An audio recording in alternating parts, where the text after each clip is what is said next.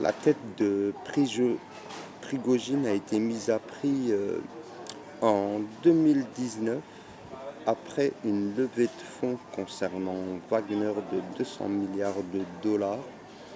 Et la condition était que si Vladimir Poutine perdait la vie d'une manière ou d'une autre, excepté naturelle, euh, une deuxième levée de fonds s'établissait à l'encontre de Prigojine et de Wagner.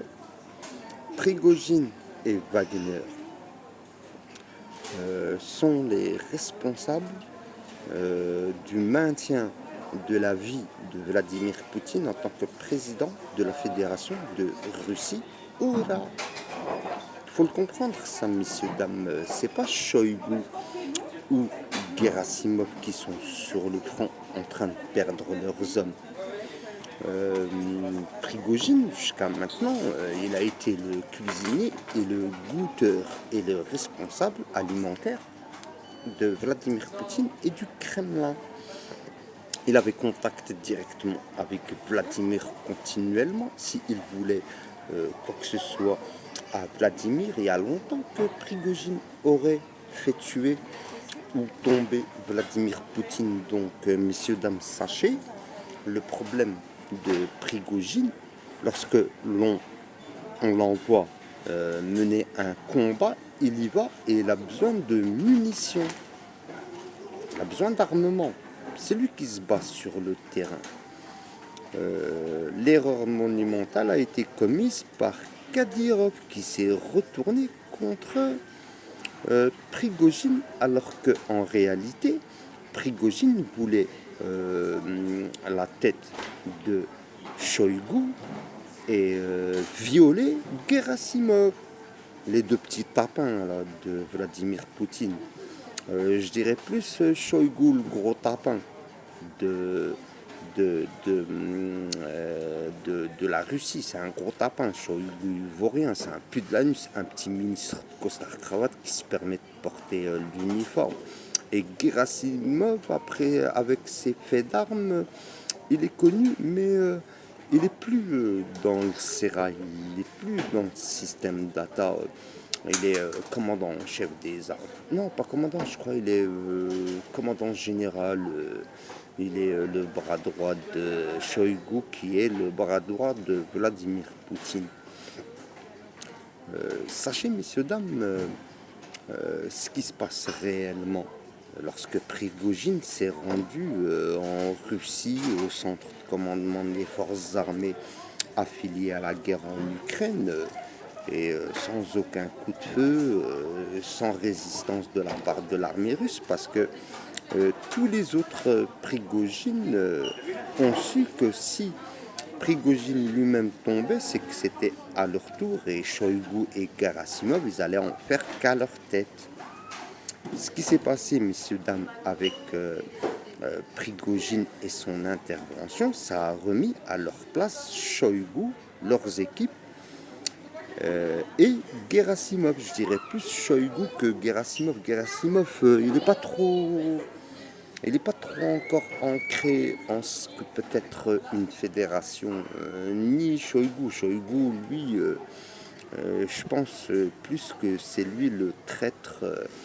Et il essaye de mettre des coups de pression sur Vladimir Poutine en bombardant Wagner et en essayant de tuer Prigojine. Parce que si Prigojine était tombé, je pense que ça aurait été tout juste après la tête de Kadyrov. Parce que Kadyrov, lui aussi, c'est un show sur le terrain. Quand il y va, il y va. Donc, messieurs, dames, lorsque Prigojine s'est affiché en vidéo au centre de commandement des forces armées affiliées à la guerre en Ukraine, il y avait un lieutenant général, il y avait un autre général, il y avait trop d'officiers, il y avait trop de militaires. Mais qui c'est qui va s'en prendre à Prigojine? Vous êtes fous, quoi, il est le cuisinier de Vladimir. Vladimir en panique, il a cru que Prigojine s'était retourné contre Vladimir Prigojine, il demandait des munitions pour avancer. Prigojine, il ne veut pas faire la guerre à Bakhmout et les villes avoisinantes. Là. Il veut toute l'Ukraine, il peut taper la Roumanie, il peut taper l'Estonie, la Lituanie et tous les pays, les anciens satellites de la Russie, parce que pour retourner leur veste pour un pot de miel, alors qu'ils pouvaient faire du caramel avec du sucre. Tous ces pays, ces petits pays satellites, euh, euh, les Russes, les soldats, les vrais Russes, c'est tous des petits Vladimir Poutine. Mais le problème, Vladimir Poutine, lui, il a vraiment cru que c'était un attentat, un coup d'État contre lui. Le FSB il est sorti, la garde prétorienne elle est sortie, la garde fédérationnelle elle est sortie, trop de monde est sorti, mais personne n'a bougé. Personne. Les deux hélicos qui sont tombés, il y en a un qui était à Shoigu et l'autre il était à Gerasimov. Hey, écoutez-moi bien, vous tous là, qui êtes contre la Russie, je vais vous dire une chose, il ne faut pas trop jouer son malin avec Vladimir Poutine, parce que Vladimir Poutine, il n'est rien du tout excepté un président et tout le monde sait que Vladimir Poutine est innocent et il n'a jamais trahi la Russie, il a toujours travaillé pour la Russie. Vladimir Poutine, lorsque le cours qu'il a coulé, il a pleuré. Vladimir Poutine, il aime son armée, il aime son peuple, il aime son pays. Vous comprenez ou pas? Donc, hum, je pense que Kadyrov, lui, il a été directement en soutien à Vladimir Poutine. Kadyrov, il est avec Vladimir Poutine, il est prêt à tout pour protéger Vladimir Poutine et travailler pour Vladimir, tel Prigojine. Moi, je pense pas que Prigojine, il a voulu trahir ou impulser un coup d'État. Donc, moi, je vais vous dire une chose, Prigojine, personne ne le touche. J'adresse ce message à Piotr Tolstoï, qui est sénateur, et il faut qu'il comprenne ce message en français. J'espère que vous allez lui faire passer. Moi, je suis monsieur Ore Laiyashi, l'inventeur de la pièce d'identité universelle à posologie médicale. Je connais très bien Vladimir Poutine. Je connais très bien Wagner. Ils ne plaisantent pas, ces gens-là, les hommes de terrain. Et aussi, messieurs, dames, sachez que lorsqu'il y a une guerre, c'est plus, par exemple, le président, le costard-cravate qui est aux manettes. Ce sont les soldats. C'est eux qui perdent la vie. Ceux qui voient leurs frères d'armes tomber sur le champ du déshonneur à en vouloir faire un champ d'honneur.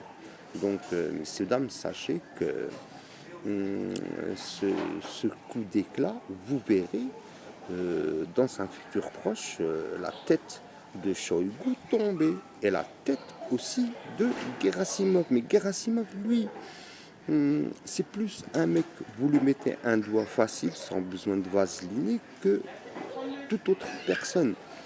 Et ce qui a été remis en question, c'est l'état-major général. L'état-major général, il ne faut pas penser que vous pouvez prendre des décisions à, par exemple, cacher à Vladimir Poutine que vous n'approvisionnez plus Prigojine. Il faut l'approvisionner. C'est un guerrier. Il faut approvisionner Kadyrov. Il faut approvisionner l'autre réseau paramilitaire qui est né il n'y a pas longtemps. Et puis toutes les petites têtes que l'on ne connaît pas, tous les commandants, tous les lieutenants généraux, tous les généraux, tous les colonels, tout ça, il faut les respecter. Ils sont sur le terrain, ils voient les leur tomber. Vous vous rendez compte, ils ne reçoivent pas de mission, ou peut-être ils n'ont pas un bouclier de sécurité de manière à pouvoir avancer sur le terrain. Comprenez ou pas?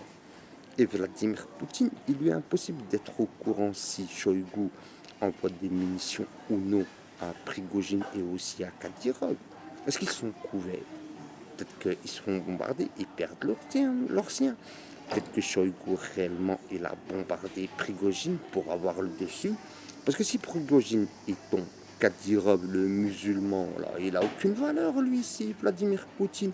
Il tombe donc Prigojine, bim, Kadyrov, bim, le troisième groupe de paramilitaires, j'ai oublié le nom, il tombe, ben Shoigu, peut-être il a sa langue dans le trou de l'anus de Sarkozy ou de Biden, Et puis Shoigu, on lui a monté la tête, on a dû lui dire tu vas devenir président, t'es le prochain président, Vladimir, tu le pètes, et puis tu l'envoies en prison, tu le fais tuer, puis c'est toi qui es responsable, on arrête la guerre, on redevient amis, tu travailles, tu fais de l'argent, comme si les Russes et Vladimir Poutine, ils avaient besoin de Shoigu ou qu'ils avaient besoin des États-Unis ou d'un quelconque autre, parce qu'en réalité, messieurs, dames, la Russie face aux États-Unis, je pense que la vraie nation porte-étendard ou qui tient le cap de cet Occident,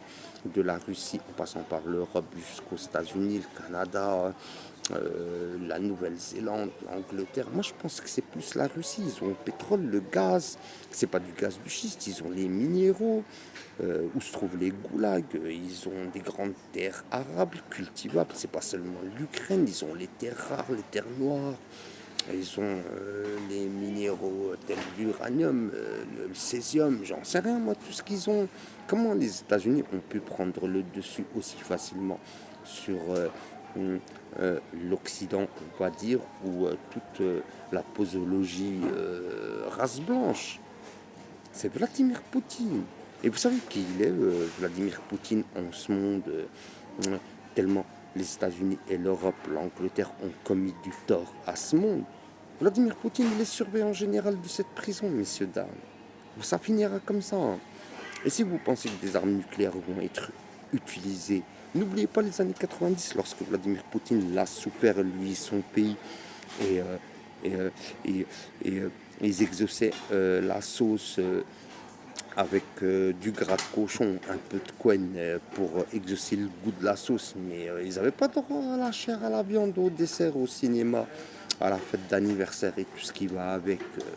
Et ça les a réveillés, ça leur a mis la puce à l'oreille. Il y a un problème qui ne va pas. C'est comme par exemple à la péninsule arabe, ils ont du pétrole, ils ont du gaz, ils ont le pèlerinage, ils ont Médine, ils ont le Quds, ils ont la langue arabe, ils ont un livre, ils ont une croyance, ils ont un dieu. Et pourtant, ils sont les derniers de la classe. Qu'est-ce que vous avez voulu faire de la Russie aussi avant-dernière de la classe? Vous êtes fous. Il va falloir vous réveiller.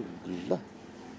Donc, si mes calculs sont bons, j'ai vu Prigojine servir le thé, le dessert, le plat et être responsable de la sécurité alimentaire de Vladimir Poutine. Moi, je comprends pas moi, comment du jour au lendemain Prigojine il a été retourné et c'est lui qui va aller taper la Russie et c'est lui et c'est lui. Maintenant, vous avez voulu le faire tuer. Hein. Ah bah, ça va pas marcher. Les Russes, ils s'entretuent pas entre eux, les vrais Russes. Les Russes, c'est pas les autres. Là. Et le seul qui est maître à bord, c'est Vladimir Poutine. Maintenant, vous savez qui c'est ces plantons? C'est Prigojine, Kadyrov. Parce que Kadyrov, lui, il n'a pas trop un cerveau, il n'est pas trop mis au jus, c'est un musulman, même qui fait partie de la fédération de la Russie. Il n'est pas encore, même malgré qu'il est colonel général, il n'est pas général, il n'est pas lieutenant général. Un lieutenant général, c'est très important vis-à-vis d'un colonel général. Le colonel général, il est sur le terrain, le lieutenant général, c'est le boss, il tient les dépôts d'armement, il tient les codes, il tient les formules d'intervention, il a les plans de guerre, il a tout ce qui va avec. Un lieutenant général, c'est extrêmement dangereux, messieurs, dames. Bref, sachez qu'il a été établi un coup en Russie à l'insu de Vladimir Poutine à l'encontre de Prigojine, je pense par Shoigu, parce que Prigojine il a ses services secrets, ses services de renseignement. Pourquoi il a été accusé plus Shoigu que Gerasimov? Ils voulaient leur tête à eux deux. Moi je pense que Prigojine voulait faire des choses, des trucs de la pédophilie dans le trou de l'anus de Shoigu. Parce que Shoigu, il est pas. C'est pas un vrai. Shoigu, il n'a jamais eu d'expérience internationale avec Angela Merkel et Sarkozy. Lorsque Vladimir Poutine voulait intégrer la Russie à l'Europe et l'Europe à plus, je dirais, Sarkozy a désintégré euh, Vladimir Poutine, parce que tous les Russes, messieurs, dames, ils savent tout. En 2017, je me souviens, j'étais au restaurant Le Thaïs à Paris, dans le, je pense, 11e arrondissement à Ménilmontant, je pense. Je me souviens, Vladimir Poutine, lui, il n'avait aucun soupçon ni même de trahison à l'encontre de son pays. Euh, mais il a eu énormément de problèmes, alors que les deux responsables de sécurité spirituelle étaient Shoigu et Gerasimov. Gerasimov, je le connais en personne. J'ai passé un week-end dans sa datcha. Je m'y étais rendu avec Sarkozy. Et je me souviens, j'avais eu un entretien personnalisé et personnel avec Gerasimov dans sa cuisine, qui donnait sur les sapins et le lac, dans sa datcha. Shoigu, je le connaissais pas. C'est par la suite que j'ai appris à le connaître. Et il m'inspire pas trop confiance. Shoigu ou Gerasimov ou les deux, pour que il puisse tomber Vladimir Poutine. Eh messieurs, dames, écoutez-moi bien que je vais vous dire une chose. Gerasimov, surtout, Shoigu, peut-être même les deux. Mais en tout cas, eux deux. Ça gravite autour de eux deux. Il y a qu'à entendre parler Prigogine, M. Piotr Tolstoï. Je vous demande de vraiment appuyer la sécurité de Vladimir Poutine. Et je vous demande aussi, Vladimir Poutine, vous le savez, sa tête elle a été mise à prix. Ils veulent sa tête, il est recherché par le tribunal pénal international. Il ne sait plus où trop de donner de la tête et il fait trop confiance à son armée. Donc, je vais vous envoyer un message, les Russes, tous les Russes, aussi bien civils que militaires et toute autre forme, par exemple Kadyrov. C'est un très bon conseil que je vous donne. Prigogine, il n'y a pas intérêt à le toucher, parce qu'il n'a pas dit qu'il allait s'en prendre à la Russie ou à son président. Il voulait la tête de Shoigu et de Gerasimov. Maintenant, Vladimir Poutine, il est embarrassé parce qu'il est obligé de faire la piqûre dans la fesse gauche de Shoigu et de Gerasimov pour les faire parler. Vous verrez que bientôt, messieurs, dames, à coup sûr, 1000 contre 1, je suis parieur, je suis connu, que Gerasimov il va tomber. Et Shoigu, il va être mal à l'aise. Parce que Shoigu, il se prend pour qui? Il ne fournit pas les munitions et les armes nécessaires à l'évolution d'une prise de décision d'un président d'entrer en conflit par le biais d'une opération spéciale en Ukraine. Vous comprenez, messieurs, dames? Donc, monsieur Piotr Tolstoï, je vous demande de vous immiscer et de fourrer un petit peu votre nez en cette institution militaire, faire un tour au quartier général des forces armées, tel un sénateur, et poser des questions intelligentes à ces deux officiers qui sont le bras gauche et le bras droit de Vladimir Poutine. Parce que Vladimir Poutine, il n'y a pas intérêt qu'il tombe, Piotr Tolstoï. Tu menaces de guerre ou ton président est menace de guerre. Mais si Vladimir Poutine il meurt, tu le sais que là réellement tu ne vas plus être en cette troisième guerre mondiale, mais ça sera la première et la seule guerre mondiale. Et tu seras très très mal à l'aise, Piotr Tolstoï. Je plains tes femmes qui portent le voile, parce que je sais qu'elles cultivent la chasteté. Et c'est une denrée très recherchée en ce 1,5 milliard, on va dire, d'occidentaux, Russie incluse. Ou je ne sais pas comment vous appelez, les blancs, comment vous appelez, je ne sais pas trop.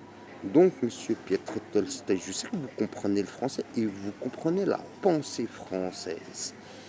Donc, je vous demande d'être à 100% avec Vladimir Poutine et qu'il ne pense pas qu'on lui a mis un coup de couteau dans le dos. J'espère que Vladimir Poutine il va comprendre qu'on lui a impulsé une attaque de l'extérieur.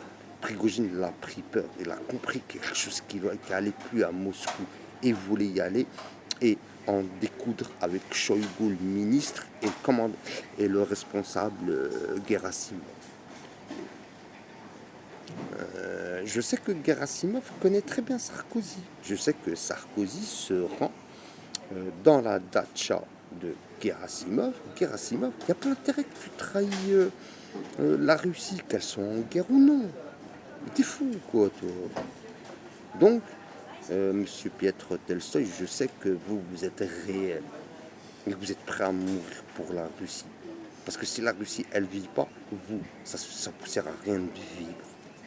Donc,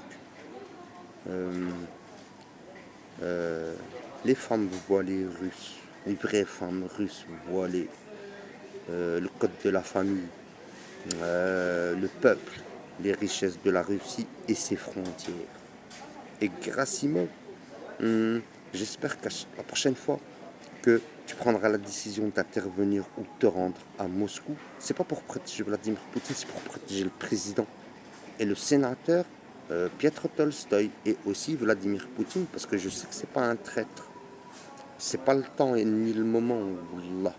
À bientôt, messieurs, dames, et bonne chance, non pas à la continuité de la guerre, mais bonne chance à l'évolution de la Sainte Mère Russie. Hourra!